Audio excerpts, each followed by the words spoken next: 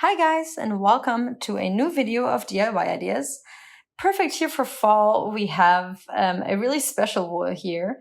It's just a little different to most other videos we make here. So it has these loops here. It's really cute, really fluffy, and really easy to use. The last time I used one of these was maybe in spring. This is called Alize. It's called Puffy. And let's see, this is a really nice color. It's like white and black mixed. These loops here, you actually just pull through each other, and you don't need any tools. You just need your fingers. This is, yeah, kind of like, I don't know, it almost looks like fake fur with these colors. It doesn't usually, but yeah. It's 100 grams and 9 meters, so it's really short. But it's really big, so. And this is 100% micro polyester. This is really, really soft, really cozy. And how exactly does this work? I will show you now. So I'm gonna pull out the beginning here. I like to use these from the inside, just as I do with regular yarn, but I haven't found, oh, here it is. What does this look like? So this is the thread basically, and the thread has these little loops. They're all the same size, and they're connected here at the bottom with the main thread. And yeah, that's just basically what the thread is made out of. So it has these loops that are about the size of like 2 fingers. That's really, really functional, really practical, because it allows me to poke my fingers through and pull the other loop through. So I'm gonna count as many loops here as I want my width of my scarf or whatever else I'm making to be. So I'm gonna start here with a simple scarf. I'm gonna use like the first 2 maybe, just as the beginning thread. Yeah, I just want to have that just so I can safely kind of hide the thread later and make sure it's secure. I'm going to take off these loops here, the ones that are for the beginning thread, and make sure you cut them kind of high, so not so far below, because sometimes if you cut it like further down, you actually cut the thread also. So I cut the first 3 here. So we have, yeah, the kind of the beginning thread, kind of when you crochet regularly, you also have that. And then I'm going to count the number of loops here that I want for the width of my scarf. I think I am gonna choose 8. So we have 4, 5, 6, 7, and 8. Okay, so this is gonna be the width of my scarf. And then we're gonna go backwards from this 8th one, basically. So we're gonna go from right to left. So there where my finger is in, that loop is loop number 8. And so I'm gonna take loop number 9, so the next one, basically. I'm gonna take it and put it behind and then pull it through the front of the 8th. And so I take number 9 and pull it through the middle of number 8. And then the thread here, I can kind of put it behind where I'm working on. And then the loops should kind of line up more or less with the loops in the front. Okay, so we have our loop number 9 pulled through loop number 8. And so we take loop number 10 and kind of pull it through loop number 7. Okay, so we always take the one in the back and we pull it through the one in the front, just like that. Okay, we did this twice now. You can see this here. And here we're going to do the same thing. So we take the next one here and pull it through the one in the front. And you can kind of work here on your own technique. I feel it's easier to put my 2 fingers here through the first, like the ones in the first row, and then kind of grab the loop from behind and pull it through the one in the front. So here we have the first 4. You can kind of see what it looks like. And you can see how fast this goes. So you always get quite a bit of height here with, yeah, just a single row. So we have 4 left here for this row because we had 8 in the beginning. So again, we pull it through the one from the back, through the front, and kind of like pull it out and up so it's nice and secure. Here comes the next one. Now we have 2 left. So again, here we take the one from the back and pull it through the one in the front. And this is the last one here, or the first one, depending on how you see it. We pull it through also. And then this is our first row basically. So we have 8 of these loops that we pulled through. Yeah, we kind of started here on the right and then worked backwards towards the left. And we have our 8 loops here. Everyone's here, and this is the beginning thread. Okay, and so for the next row, we were gonna work from left to right. And so this is the next loop here. And this is the first loop here on the very left. And so we can kind of put the thread behind again. And so we will do the same thing. So we take the loop from the back and pull it through the one in the front. And like that, we were gonna go just backwards, all the way back to the right side. We always take the next loop, just make sure you don't skip any.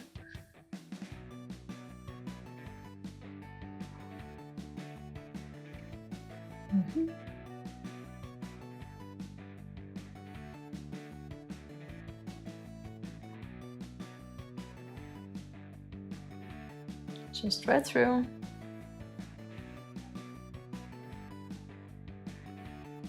And here we are at the end of the next row.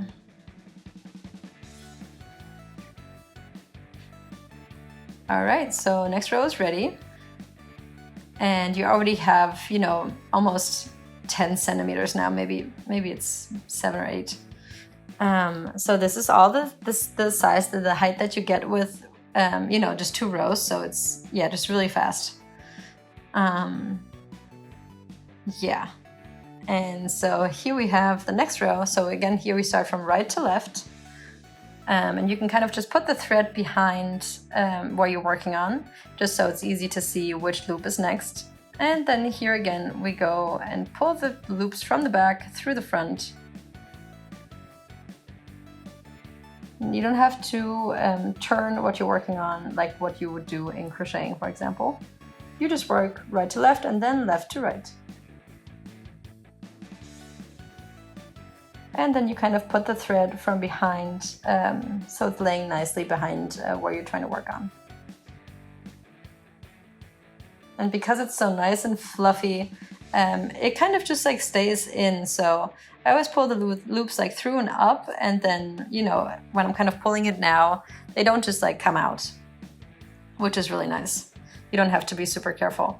Obviously, if you were to pull on the working thread, then it would come out. You can see here that it would come out.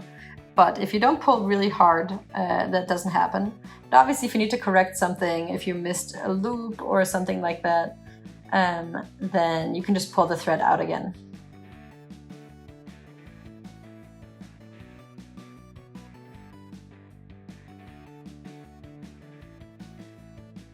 This is what it looks like on the back. You kind of have these like ridges here. So yeah, you have optically, you have a back and a front side basically. It has these, yeah, these ridges here that I'm pointing out. And then here, this is, you know, more flat. And we kind of just have these loops kind of in rows up. And so I'm going to continue this for the rest of the ball. I think it was 9 meters is the length of this. Yeah, so I'm going to do this for 9 meters here, and I will give you an update. Okay guys, so here I am at the end of the ball of yarn, or almost at the very end. We have this really cool, nice, warm, cozy scarf. And here we are at the very end. Obviously, we have to see how we do the border. And so as you can see here, I have 6 of these loops left over, so it's not enough for another row. So we're gonna stop it here. And we will do the border on the top. So what we do is we take the loop on the very right, where the working thread is not located. We take the most outer loop on the right and take the loop that's on the left and pull it through the one on the right.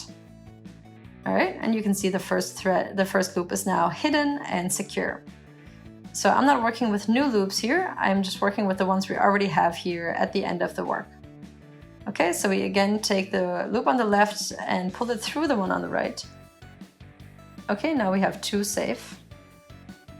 Then here again, put the loop from the left through the one on the right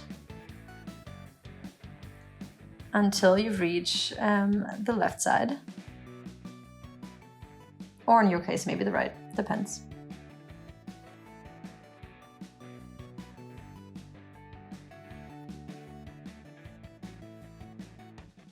Okay, it kind of like pulled out here for a second. Obviously that's not supposed to happen. Okay, and so here you can see what the border looks like on the top. It looks really nice, I think. And then here we have 2 of these loops left. I'm gonna pull out the last one. And then here we have the working thread left, which is what is left over. I just took my scissor and here's what I'm gonna do. I'm gonna do exactly what I did in the very beginning. So I'm just gonna cut off the remaining loops, the ones we haven't used. And please remember not to do it too low. Yeah, because sometimes that cuts the thread.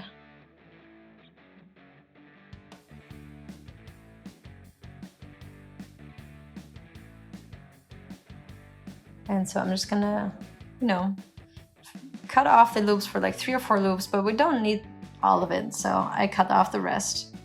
And then here at the very end, we just take this last remaining thread and pull it through the loop. And then this loop is also secured.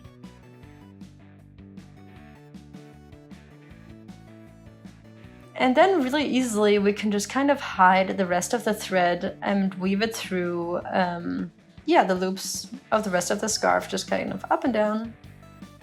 Because everything's so fluffy, you can't really tell at all. And it's gone. And the last row is nice and safe. And so I'm gonna do the same thing here at the very beginning. So this is our beginning thread here.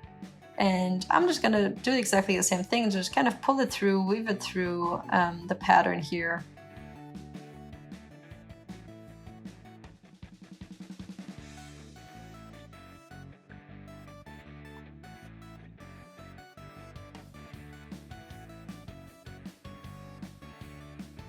Okay, and here it's also safe and secure. And done is our scarf. You see, it's a really, really simple technique. What you can see here is that the corners kind of like roll up, but it's so simple, really easy, really quick to make, and it's just so cozy and looks so cute. Obviously, there's a lot of different colors here for this wool, but yeah, I really hope that you liked this video. If you would like to watch more, please visit my channel and subscribe for free. You'll always be the first one to be informed about new videos. See you soon!